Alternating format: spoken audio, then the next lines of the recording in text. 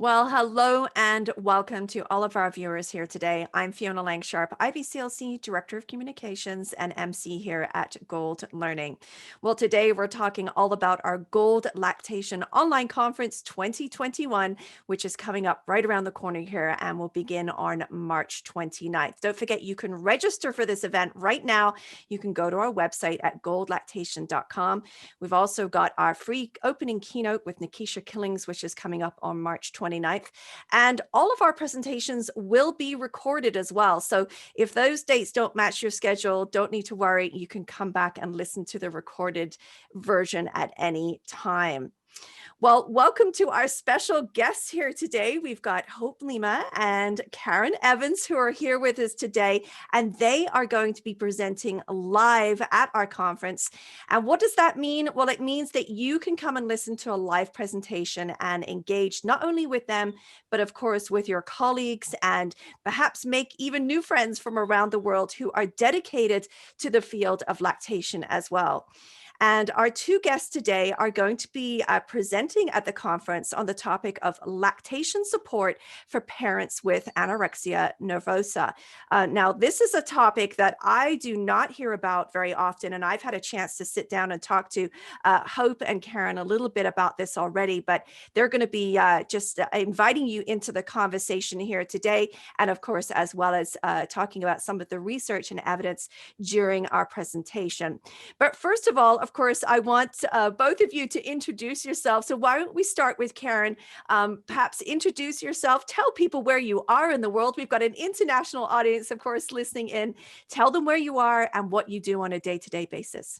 Okay. Well, thank you so much for having me. Again, my name is Karin Evans. I am a registered dietitian, and I have been in the field of dietetics for over 20 years. I have found my specialization in eating disorders and have done work with clients in various stages of recovery for about the past 20 years.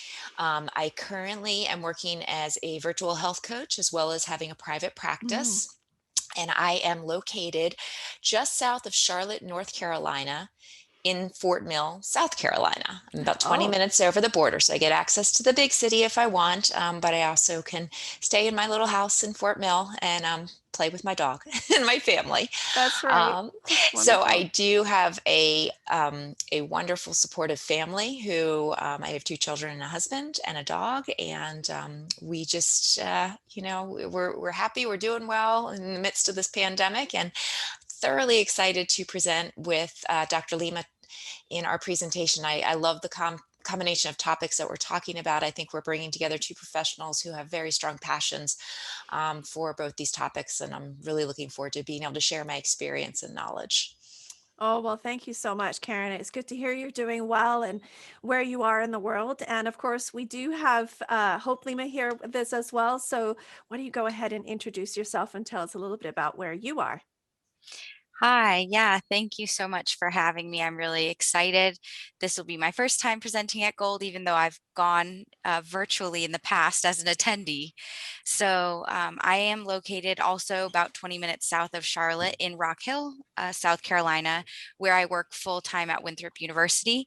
I run the medical lactation program here, so we train lactation consultants through their lactation education, and then we have some clinical spots to do pathway 3 mentorship, which has been great.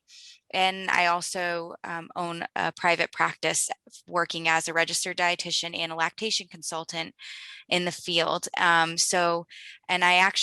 excited about this topic too, because for my dietetic internship, Karin was awesome because I wanted to see where these two fields overlapped, and she was the professional I knew that had a lot of experience in it. So she really mentored me through this learning about this field. And so that's why I called her and I was like, you've got to present this with me. I don't want to present this without you, because she was very pivotal in me learning about this area. Oh, wow, that's fantastic. And I know just looking and listening in and learning from you just briefly here of this last couple of, little events that we've had together, it's been eye-opening for myself as well. So I know this topic is going to be really important to so many, just because it isn't highlighted perhaps enough as it should be. So it's good that we're able to really get it in front of people here at Gold Lactation. So as far as this topic goes, you mentioned that, you really enjoyed having someone mentor you, Hope, with Karen there as well. But how did it all come about, for both of you sort of really being interested in the specific topic that we're going to be sharing here at Gold Lactation? And either one of you wants to share first is awesome. Hope you can dive in because Okay. you started the I project. did. I roped her into this. Um, I actually was in my dietetic internship. I was lucky enough, even through the pandemic, everything got shut down here. I was supposed to be shadowing in a pediatric, from a pediatric dietitian, and at the last minute, everything shifted.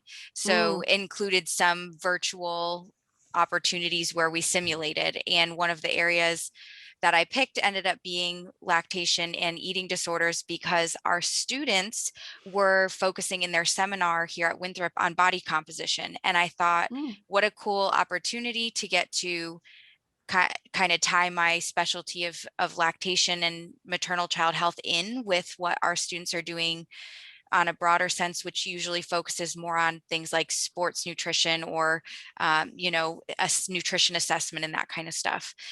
So I called Karin and I said, I'd really love to figure out and read in the research about this and kind of turn it into a clinical learning experience. And while I'm very good at reading research, I before this did not have any experience in this area. So mentorship in the area of eating disorders is so important because it's mm. such a specialized area for dietitians, that I really was lucky that Karin was around and agreed to mentor me there.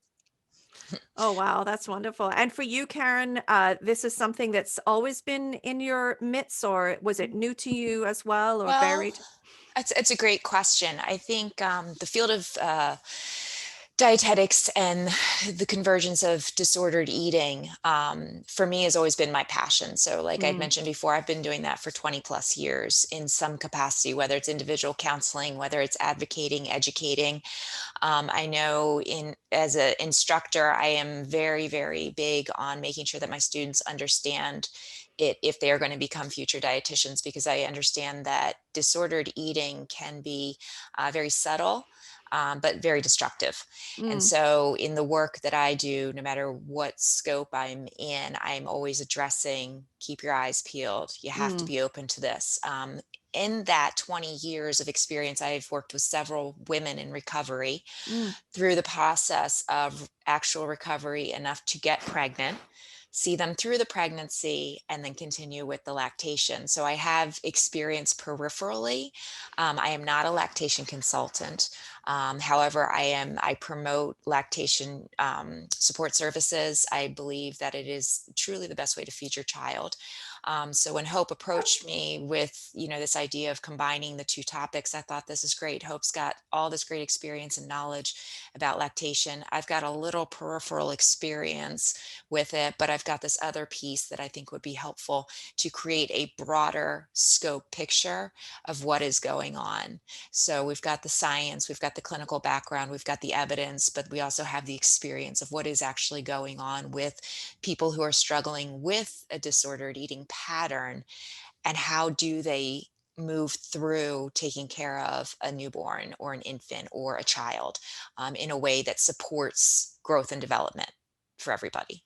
So I'm tickled pink, but I will say that Hope did the majority of the work here. I have just been kind of on the periphery enjoying the fruits of her labor. I was the dietetic intern, so I guess that's what we do in academia. We That's right. we give the work to the students and we supervise. You Yeah, supervised. there you go. There you go. Well, I already know what a great team you are after listening in to some of the prep work that we've been doing here. So I know this is a difficult topic. I'm sure it's not easy for some folks also coming in to listen for the first time, perhaps identifying it in themselves and or others. I always think about that, how important it is. It does seem that we have shied away from this particular topic. So I was delighted actually to see it here.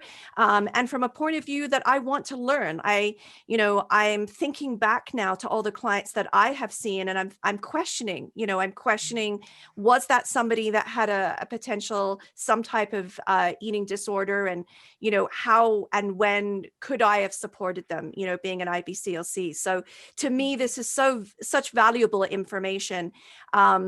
But one question I did want to ask you, I'm always interested because it's not maybe highlighted, or I haven't seen it because I'm not immersed in this area.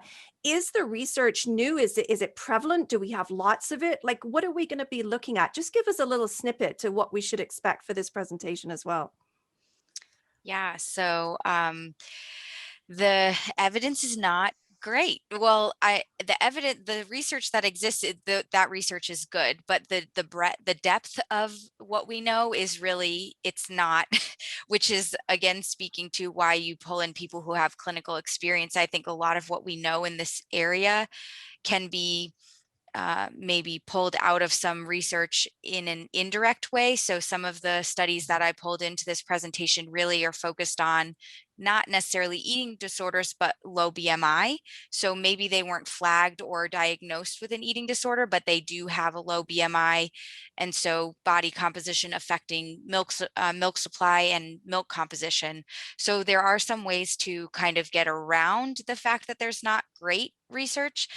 But really having someone who has experience in the field is helpful too, because just like in a lot of lactation and a lot of lactation research, we're learning as we're moving through these spaces. So yeah, we've got a little bit of a mix. Yeah, I would definitely agree with Dr. Lima with Hope. There is not a significant amount of research. It's not like you would go look up eating disorders and see this breadth of information about lactating parents or, pregnancy. You have the extremes when you have, maybe a parent who has had a significant history and they're worried about getting pregnant. They don't know how to get pregnant because their fertility has been impacted. So we see a lot of that type of research. Professionally, where I see it is with parents who are trying to raise their children to have a healthy relationship with food. So where I see the indirect piece is when I have a parent who may bring their child who is 8 or 9 to come see me because they're having feeding issues. And so once I start asking questions, what's the dynamic like in the home? Are we eating meals together? Are there fights? Are there arguments? When I start looking at the child's behavior, I start to look at how the parents are supporting that child to develop a healthy relationship. And oftentimes what comes out is that the parent or the caretaker has a relationship with food and body that is a little distorted and has been for maybe a good portion of their life. And what they're running into is their child's not doing what they're telling them to do, but there's an underlying issue, and the child is just a representation of what the parent is struggling with. So oftentimes I will tell my students this, and I will tell anyone I mentor, if you're working with kids, charge double because you're going to end up working with the parents as well. And with eating disorders, the research is there. We know there is a genetic component. We know there's been twin studies done that show two twins who have been brought up in completely different environments both develop disordered eating. So we know that the genes are there. But oftentimes what and we also know the research about mothers specifically of children, mothers who have had eating disorders tend to have children who struggle with similar behaviors. So is it environment? Is it genetics? It's probably a confluence of the both of them. However, my goal in the work that I do is really helping people, no matter who they are, to establish a healthy relationship with food and body. And starting at the breast, or with breast milk, that whole relationship that is created at that point in someone's life can truly influence the whole life kind of trajectory of their relationship with food and body. And that's why I get goosebumps talking about it, because I really feel like we're impactful, and I really feel as though we are change agents in the Right. work that we do. And it gives me such a sense of gratitude to be able to be part of this and share with everybody else. So Yeah, well, speaking of goosebumps, I didn't know if it was appropriate to say I had goosebumps, but honestly, not only that, I mean, I'm just honestly, it's sparking so much, thoughtfulness in my mind that I want to continue this conversation. This is where I'm at. I'm hungry for more, and I want to Yay. talk to you. I want to hear what you have to say, and I want to know about that environment so that I can be supportive, and that that I can be part of that change as well. It's a big responsibility, and you're absolutely right. The relationship of food starts at the breast, and it's a continuum, into further life. So many great points there, you guys. Like, that's awesome. I'm just so excited to hear more. So I can't wait to sit down with you. We have unfortunately run out of time today. We could talk all day, I'm what sure, else right? is It's a new? big topic, right? But thank you so much to both, so Dr. Hope Lima and to Karen Evans, for being with us here today. And of course, to all of our viewers who are listening in, I know some of you, this might be a new conversation as well, or perhaps you have an awareness about this topic as well. And we want you to share. We want to hear from you. So don't forget, you can comment below. You can ask questions, and we gladly put those to the presenters during our lives as well. We'll look forward to all of you participating. Just a quick reminder that you can get the registration for not only listening to this particular presentation, but the whole event is now open at goldlactation.com. So you can come on in and register. You can come and listen to a live event. We'll have a live Q&A, and we're able to work together on this project as well. But you'll be able to listen to the recordings as well. So it'll be great to have all of you come here. Thank you so much to Dr. Hope Lima and Karen Evans for being with us here today. And of course, to all of our viewers, we'll say goodbye for now.